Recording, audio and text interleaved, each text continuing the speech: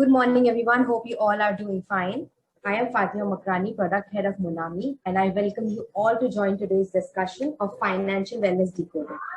With me today, we have our speakers, Priyanka Goswami, co-founder of Monami, and Mr. Vipin Khandelwal, renowned and veteran financial advisor. Today, we are going to talk about financial wellness and how it is going to benefit both an individual and an organization. And I'm personally very excited about this. So without wasting any more time, I would like Priyanka to take the discussion forward. Thank you so much, Fatima. Since we all are talking about financial well-being or well-being, with well-being becoming the new buzzword everywhere these days, I would like to bring the notice of everyone towards health. Now, everyone knows that health is wealth.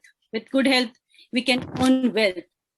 But a very important factor we need to understand is both the terms are very much related. These are tightly related to each other. With good health, you can earn wealth, but with wealth, you will definitely have good health as well. So we have done some research, and recently I was reading an article about PwC, wherein PwC says that 54% of the employees are, due to financial instability, they're actually unwell. And the other areas are secondary. So primary reason becomes the financial issues. I would like to listen from you about that. That's a very important piece of statistic, Priyanka. 54 or anything around that number. That's the percentage of people who are not comfortable with the finances. And as we can all understand, that can become some sort of a root cause for a lot of, stress that can come into life and that can affect the performance of an individual on the job. Right. I have also been reading a lot of statistics, and I think what you're saying confirms to the same fact.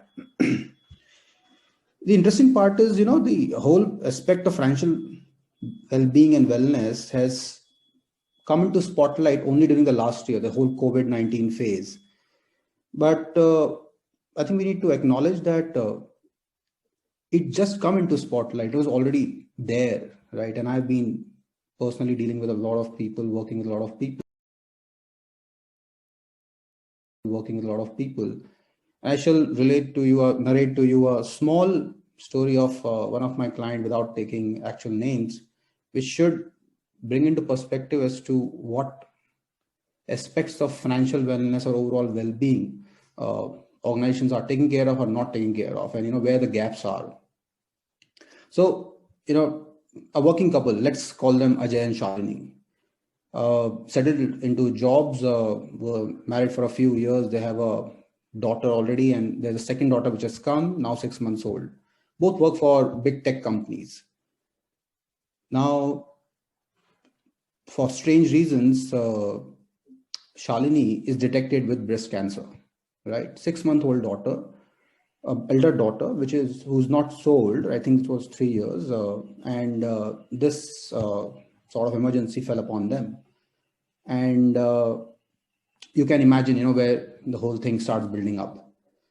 Hospital visits, surgery, therapies, and the thing goes on and on. And as it progresses, uncertainty in the mind of the couple goes up too, right? For some time, the organizations are supportive, right? And not for some time, but quite a bit actually. The medical expenses are taken care of because of the respective insurance policies. They also allow time off from work so that they can, put this whole thing together. However, the big questions that are running in their mind is that today the organization is supporting us, but there could be a time when, we, or the female, especially Shalini here, may not be capable enough to continue, right? Or for some reason, the organization may not find her as valuable a resource as she was and may ask her to quit. It could happen anytime. The other part, while the company has taken care of the medical expenses for now, what happens when there is no job? Okay. Unfortunately, they don't have a private insurance cover of their own, right? And now with this incident happening, it's unlikely that any company, any insurance company for that matter, will welcome them to their fold, right? Even with extra premiums or anything, unlikely, they'll take on such a kind of risk. And, just to share again that actually there was a relapse 2 years later.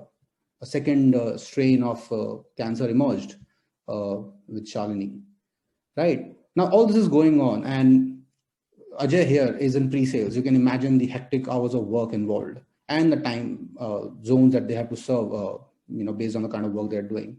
2 kids at home, right? Going to hospitals and taking care of the family, the hospitals, the work, etc., etc., etc. The stress is at an altogether different level. The organization has done its bit. Take time off. Colleagues are taking care of the work. Hospital bills are being taken care of for now. But there's so much uncertainty about the future, right? What will happen? What if, the relapse happens? What if the job is not there? What if, major expense befalls them? How to take care of the kids, right? So while the organizations have a certain amount of focus on, doing some sort of a financial well-being, a certain aspect of financial well-being for the employees, I must say it is not comprehensive enough for now, right?